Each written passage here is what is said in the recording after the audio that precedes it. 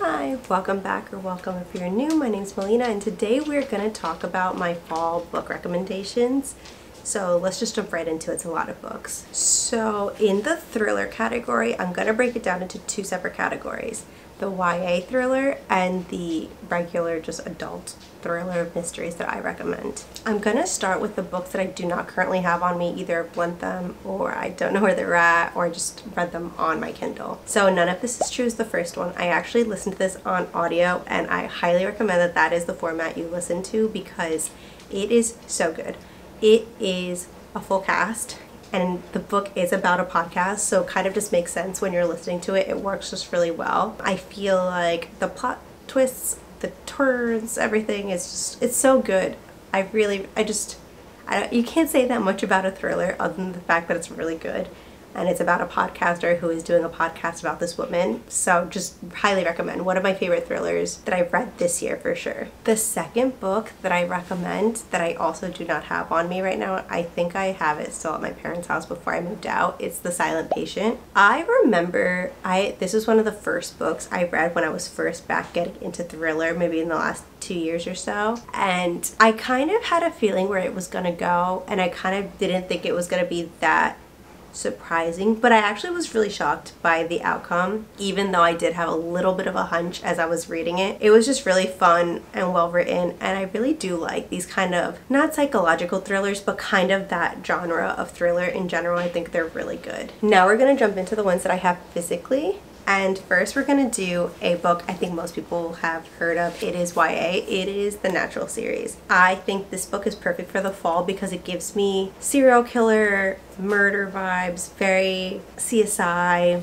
Criminal Minds-esque. This is YA. This follows a group of teenagers who are chosen by the FBI to kind of create their own young adult criminal group of people, and they are all chosen because they were naturally gifted with certain talents that they received through trauma throughout their lives. So this book is a series. It is not standalone, but it's so good. They're really fast-paced. They're really short. I do have the old covers because I bought this many years ago, but I rave about this book to all of my friends, and it's kind of nice because I see it all over bookstagram and booktube and booktok and everything now, and I'm so glad that it's getting the recognition it deserves. It's very good. I highly recommend. I think it's perfect for the fall to read, especially if you want something short. The words are really big and it's just over 300 pages, so recommend this one. Okay. The next one is Sharp Objects. I read this book before the limited series came out and I love it. It's so good. It's so dark. It's just so good. I was trying to read Gone Girl and I kind of had to softy enough it at the time. I just couldn't focus on it. And then a few months later, my friend lent me her copy of Sharp Objects and I breezed through it so quickly. It was so good. It's also really short. It's 250 pages. So this is a quick read. It's dark, it's a little heavy, it's well written, and I would honestly recommend watching the show right afterwards. The show is just as good. It's so good. This follows a girl who is a reporter. This follows Camille, who is a reporter, and she goes back to her hometown to cover a case where two young girls were found murdered. And obviously you're dealing with her kind of writing up the murder and trying to figure out what happened, but also dealing with going back to her hometown, which is completely toxic for her, while she is also a toxic individual just in general. And then of course all the twists and turns that happen while you're reading this. It is so good, and I highly recommend this one, like all the other ones. This may be a controversial fall pick, but if you haven't read this yet, I do recommend to read The Housemaid. The Housemaid is the perfect book for someone who wants to get into thrillers but has not read a thriller yet. It's easy to read, it's fast-paced, it's literally like the Colleen Hoover of thrillers. I feel like it's just easy. It's very palate cleansing almost. I read, this is again one of the early books that I read when I was getting back into thrillers, and I read this probably in one day. It was just, the words are pretty big, it's not that long, 320 pages. Each chapter ended on a cliffhanger, so you just wanted to keep reading. It was very snappy, and that you liked the characters, you wanted to know more about what's happening because everyone just was a little weird, a little suspicious. I highly recommend this one. Next up we have another YA. I should have done this in order with YA books and regular thrillers, but I guess I'm just picked them out of my pile. A Good Girl's Guide to Murder. This is a trilogy. I'm actually currently reading the third one, but the first one is my favorite. I highly recommend it. It is so good. It is YA. It is quick. It is dark. Actually, for a YA, there's a lot of dark topics that are mentioned. I would definitely recommend to look into the trigger warnings before reading this. It follows Pippa. Depending on where you're reading this, it either takes place in the UK or in the East Coast of the United States. And Pip is trying to solve a case for her book report because she thinks that the person who was found guilty did not commit the crime, and so she's here going back and questioning people after many years, and she uncovers some things along the way. They just came out with a Netflix series on the first book, and they did such an amazing job. So I would recommend, if you're interested in the show, maybe to go back into the book. There's a lot more details, a lot more things go on, or vice versa. Read the book first and then watch the show, but it's so good. They're both so good. Finally, in the last of my thrillers, it is The Girl on the Train. This is an old book. This is not new by any means, but if you haven't read it, I thought I would bring it up because I really enjoyed this one when I was reading it. I probably read it about 5, 6, 7 years ago. I got it thrifted for like $2 and it was the perfect read. I brought it with me on vacation and I just couldn't stop reading it. It's about a girl who was a drunk and she feels like she remembers seeing a murder happen while she was on the train on her way. I don't know if it was to work or home from work, but on the train ride home or on the train ride to wherever she was going. But she's a drunk. So the police didn't believe her because she was drunk. She wasn't sure if she believed herself because she was drunk or under the influence of something. And so basically she's trying to retrace her steps and try to remember what happened. But it is so good. I remember loving this. Like, I don't know. I loved it. I haven't even ever watched the movie with Emily Blunt, and I should, because I know it's her, but I haven't yet. But I have read the book and I do recommend this one for the fall. Now, you can't say fall without some fall romances, so we're gonna do fall romances next. First up, we have Face Off by Chelsea Curto. I love this book. It is a hockey romance. It is everything you could want in a romance and more. The characters are so good. The secondary characters are so good. There's so much character growth. There is so much fun banter. It's spicy, but perfectly spicy, where they put it in places where it's needed, not just like throughout the whole book all the time where you're kind of just skimming over because you don't really care for it. It's not in the right place at the right time where it adds to the story. This is also a spin-off of her, what is it called? Love on a Lens series. And so characters from her original 3 books, not all of them, but some of the characters from those books show up in here, and it's so fun because, I don't know, seeing your favorite characters again, even for just a second, is so special. But if you're gonna read any of her books and you just want to read one, start with this one. This one, to this day, is still my favorite Chelsea Curto book. I couldn't love it more. It's on Kindle Unlimited, so you can read it for free if you have Kindle Unlimited. If not, hop on and get yourself a nice hard copy. It is a little chunky, but I promise you, every page is worth reading. It's so good. For hockey romances, this is my favorite. Especially because this is an adult hockey romance. They're late 20s or late 30s, so it's a little different from my other recommendations for hockey romances. Were of course gonna be Elle Kennedy, Briar U, and I forgot the name of is this one just called the Deal series? No way. Oh, okay. The Off Campus and the Briar U series. I like both of them. I feel like they're quick, bantery, fun reads that happen to delve into some deeper topics. I don't love every single book in these series. They're kind of a little messy, some of them, but they're so nostalgic. I read these when they used to be for free on Kindle, at least the first few of these, and I would read them and binge them in a night because I just couldn't sleep, and I love them. So I got the special editions, and I think I'm gonna do a reread this fall, so maybe you'll read them with me. The final romance that I recommend for the fall will be The Dead Romantics. I love Ashley Poston. She has really great semi-magical books. They have like magical elements without really explaining it. You're just supposed to accept it, but it's not like world building. It's like a pop of magic into all of her books, and it's so fun. This one follows a girl who can talk to the dead, like ghosts, and I don't want to give anything away, so let me just read this really fast. Okay, this is about a girl who is a ghostwriter for an author who writes romance novels. But after a really bad breakup, she doesn't want to write a romance novel anymore, so she keeps giving her editor non-romance plots, which of course her editor hates. But then she's called to an emergency where she has to head home for something. I believe they tell you. They do say. Her dad passed away, so she has to return home because her dad passed away.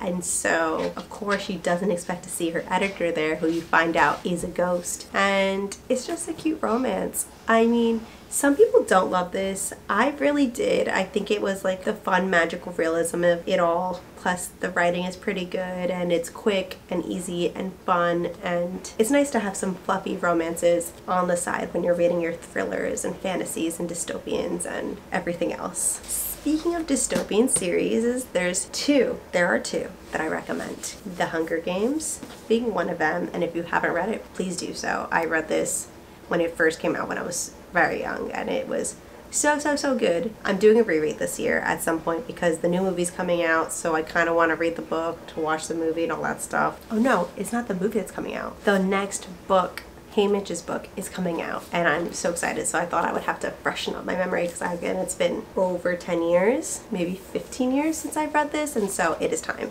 Sorry, I just aged myself so much for no reason, but it's true, it's been a while. The second series, I did read this at the start of my bookstagram journey, and it is the Shatter Me series. Can I please show off how beautiful this edition is? I am obsessed. Yes, this series is a dystopian. It's about a girl who has powers, and her powers are that she could, when she touches people, basically, she burns them, like it hurts them, so she can't touch people, so they throw her in a cell. And so it's kind of her journey in this world as somebody who has these abilities that just hurt people. The first book, the writing is not amazing, but it was easy to get through, and the story and the world is very interesting. I will say, finish the first one, because once you get to the second and third, the writing becomes so much better, and the story itself is so good. It is worth every book. I think it's like 9 books, including the little novellas, but they're so good.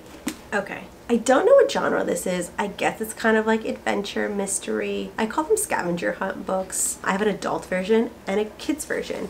Adult version, The Da Vinci Code. It's not just The Da Vinci Code though, it's just the Robert Langdon series. I love all of them. As far-fetched as they are, I just love like people putting clues together and finding out the next step of where it takes them and where it takes them until eventually they get to whatever their final point is. And so his books are fun. The chapters are really short. They're just fun reads. I don't know. I really love them. And people don't talk about his books. Maybe they hate him. I don't know. I love them. I've read the first 4. I read this one. I read Angels and Demons. I think I just read 3 actually.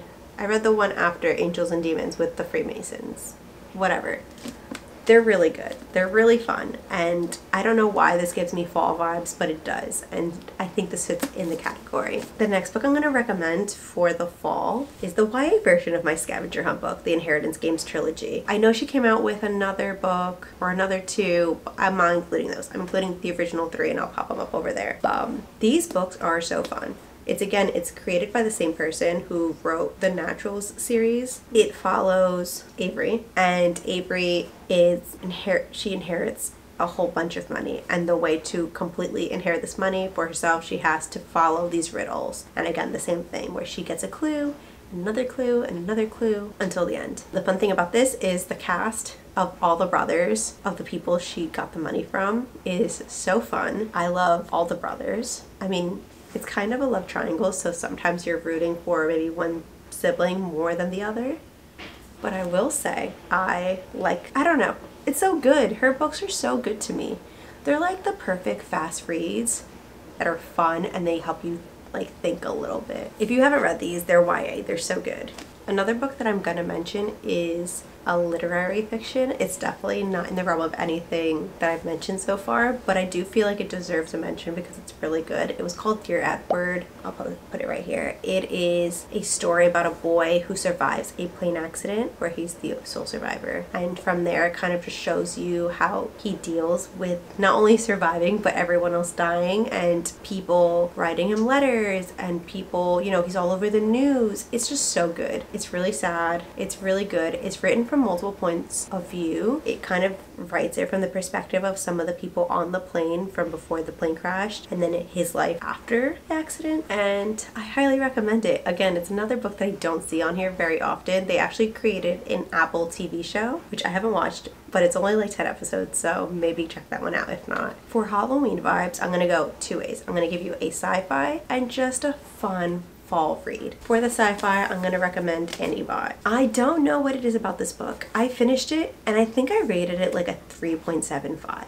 But I can't stop thinking about it. It is so good. It follows a girl. It follows a robot, actually, who was finally given like an autonomous mind, where basically she learns, she has her own feelings, her own everything, and she kind of learns what it is to become human through, you know, being the housewife or the fake girlfriend to a guy. It's just so good. I don't even know how to explain it. Let me see what it says. Annie Bot was created to be the perfect girlfriend for her human owner, Doug. Designed to satisfy his emotional and physical needs, she has dinner ready for him every night, whereas the cute outfits he orders for her adjusts her libido to suit his moods. True, she's not the greatest at keeping Doug's place spotless, but she's trying to please him, and she's trying hard. I mean, there's a little bit more to the summary, but I didn't want to get into it. I think this book was really good. This was one of my book of the month options, as you can see, and it's really short. I think it's less than 300 pages. It's 230 pages.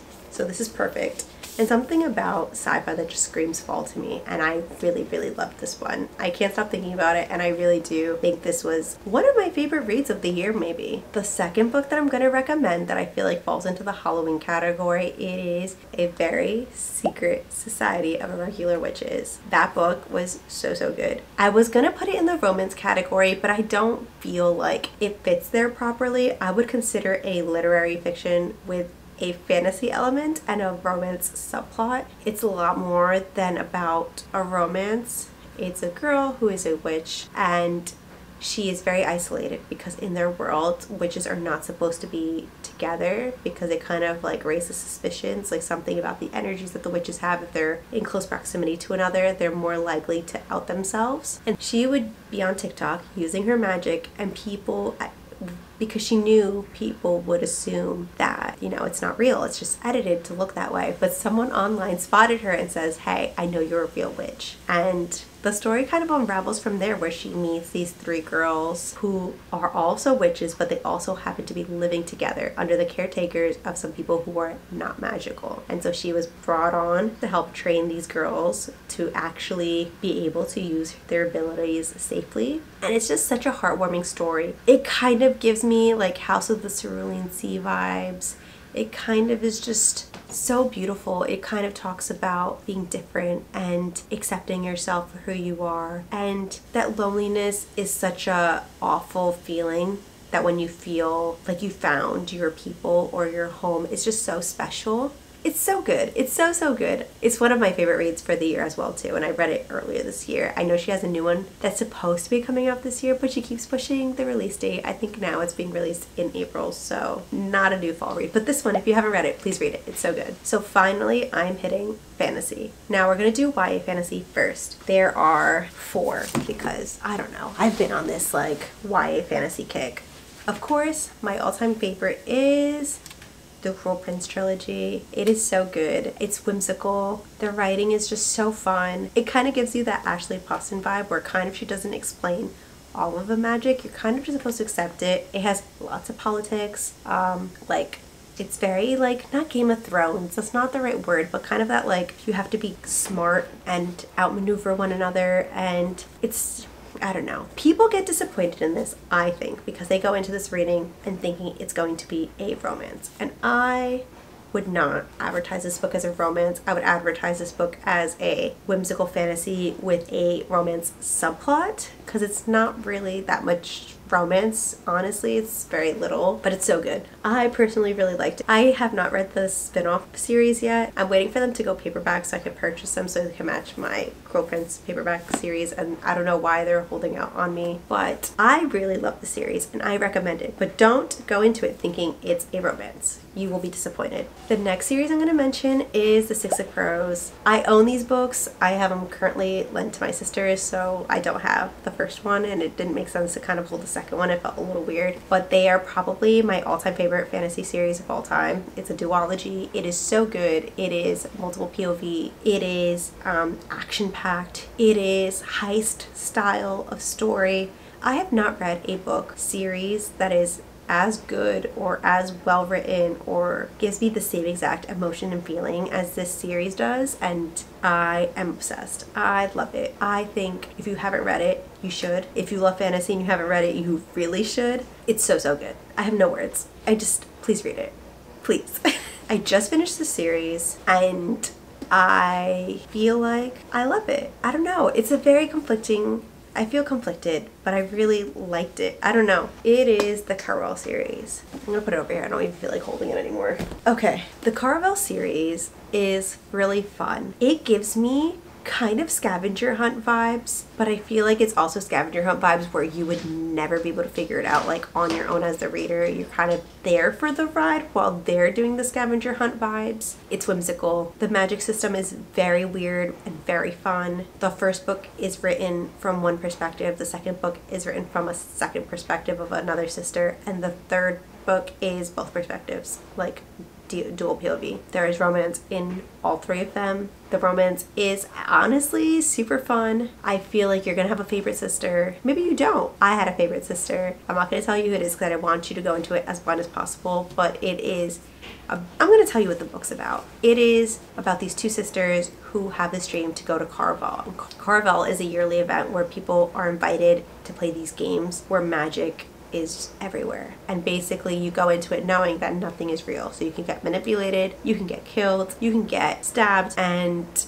you come out of it and you're gonna be fine. And so in the first book, Scarlett's sister is kidnapped, and so she goes into Caraval trying to save her while also knowing that nothing is true, so it's just a whole thing. I can't tell you what the other books are about because it kind of fall, like, you know, you have to read the first one now, but it's really good. They're really fun. I rated them all pretty highly. I would say probably between a 4-star and up, or a 3.75 and up. I'm gonna read Once Upon a Broken Heart next, which is their spin-off series, but I really liked it. They're really good, and I think you should read them.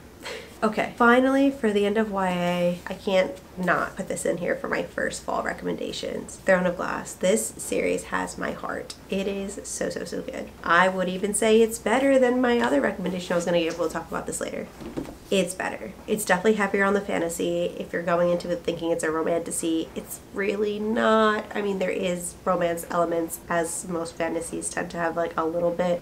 This one does have. It's so good. It follows a girl who's an assassin named Melina, and she was imprisoned for, we don't even know what initially, but she was imprisoned and she gets summoned to the castle after a long time being a slave, and basically the king wants her to be his champion for these games, and if she wins she gets to become the king's like right-hand assassin, but she earns her freedom. She doesn't have to go back to the prison. And so from there she meets the prince, she meets the head of the King's Guard, and so she's playing these games while other things are happening in the background. It is, I think, 8 books total. They do get chunkier with time. This is the smallest of the books in the series, but this is one of my favorite series, I would say, of all time. It makes you feel all the emotions. You cry, you laugh, you care so deeply about these people. It's crazy for you to have so many intense feelings about so many characters that are so well developed. I love it. I recommend it. Please, please, please, please, please read this.